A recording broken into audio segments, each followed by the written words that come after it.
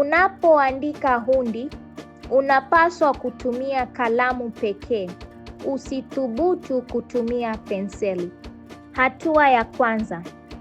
Andika tarehe.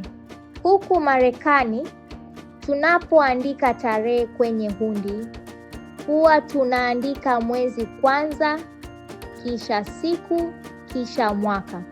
Andika tarehe ambayo pesa itatolewa. Hii inaweza kuwa tarehe ya siku zijazo, lakini hakikisha kuwa utakuwa na pesa kwenye akaunti yako tarehe ambayo pesa itatolewa.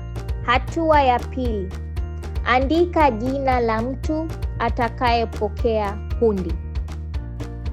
Utahitaji kuandika jina linaloweza kusomeka la mtu huyo kwa Kiingereza au jina kamili la kampuni itakayopokea hundi kwa Kiingereza. Hatua ya tatu.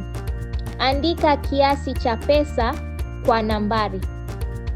Utaandika kiasi cha dola kwanza, kisha nukta. Kuwa mwangalifu usitumie koma, kisha kiasi cha senti. Hatua ya 4. Andika kiasi cha pesa kwa maneno. Taja kiasi cha dola kwa herufi.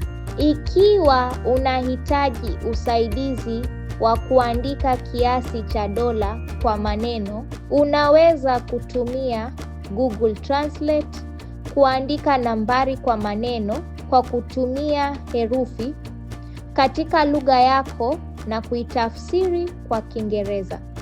Au unaweza kutumia kiungo hiki cha tovuti ya Calculator Soup na utumie kigeuzi chao cha kubadilisha nambari kuwa maneno, kuandika kiasi cha nambari na kuona jinsi itakavyoonekana kwenye hundi.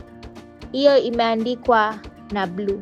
Ikiwa unaandika kiasi cha pesa chenye senti, utaandika senti kama sehemu, huku tarakimu ya senti ikiwa juu ya 100.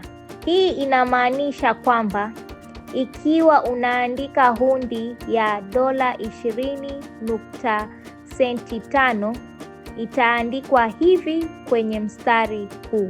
Hatua ya 5. Andika madhumuni ya hundi yako.